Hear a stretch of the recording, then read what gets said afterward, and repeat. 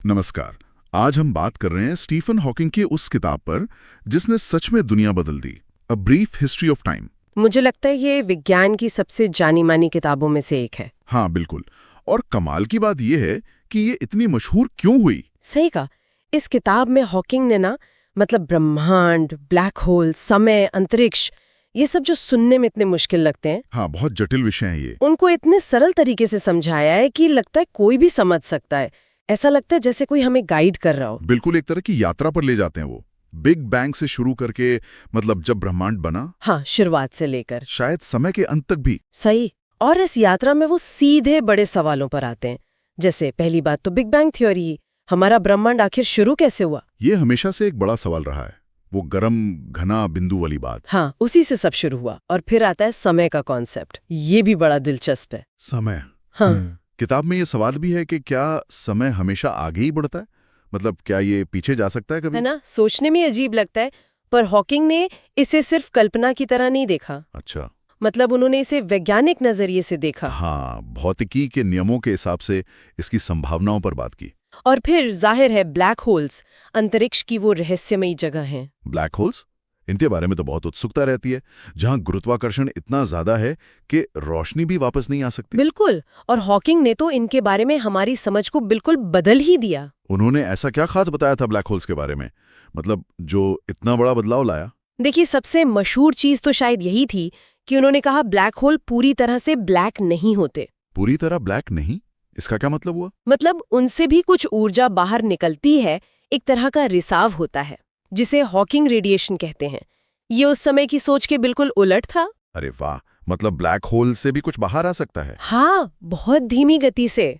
पर हाँ, और इससे फिर वो सवाल जुड़ गया कि जो जानकारी ब्लैक होल में गिरती है, क्या वो हमेशा के लिए खत्म हो जाती है? ये आज भी फिजिक्स की एक बड़ी पहेली है।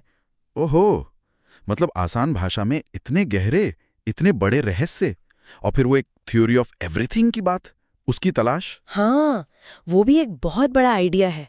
एक अकेला सिद्धांत, ऐसा सिद्धांत जो ब्रह्मांड के सारे नियमों को, हर चीज को एक साथ समझा सके। एक ही सिद्धांत, ये तो बहुत महत्वाकांक्षी लगता है। बिल्कुल। हॉकिंग इस खोज के जुनून के बारे में बात करते हैं और इसकी चुनौतियों के बारे में भी, खासकर आइंस्टाइन का सिद्धांत जो बड़ी चीजों पर लागू होता है, हाँ, सापेक्षता का सिद्धांत। और क्वांटम मैकेनिक्स जो बहुत छोटी चीजों जैसे परमाणुओं पर लागू होता है। इन दोनों को एक साथ लाना ये बहुत मुश्किल काम है। समझ गया।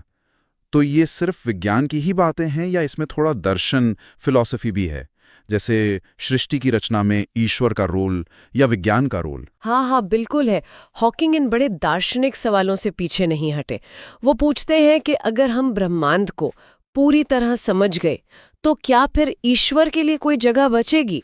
तो ये किताब विज्ञान के साथ साथ सोच के इन दायरों को भी छूती है। ये बात मुझे बहुत अच्छी लगी, और शायद यही इस किताब की सबसे बड़ी खूबी है कि ये सिर्फ विज्ञानियों के लिए नहीं है ना, सही कहा। हॉकिंग चाहते थे कि हर कोई इसे पढ़े, हर वो इंसान जो उत्सुक है, जो जानना चाहता है कि ये ब्रह्मांड कैसे काम करता है। और उन्होंने इसे मजेदार भी बनाया। हाँ। सुना है हास्य और रोज के उदाहरणों का इस्तेमाल किया है। हाँ बिल्कुल, भाषा बहुत सरल रखी है और इसी वजह से ये किताब इतनी प्रभावशाली हुई। ये लोगों को बड़ा सोचने पर मजबूर करती है। ब्रह्मांड में हमारी जगह क्या है, हमारे ज्ञान की सीमाएं क्या है। ये सिर्फ जानकारी नहीं देती, बल्कि जिज्ञासा जगाती है। सही बात है।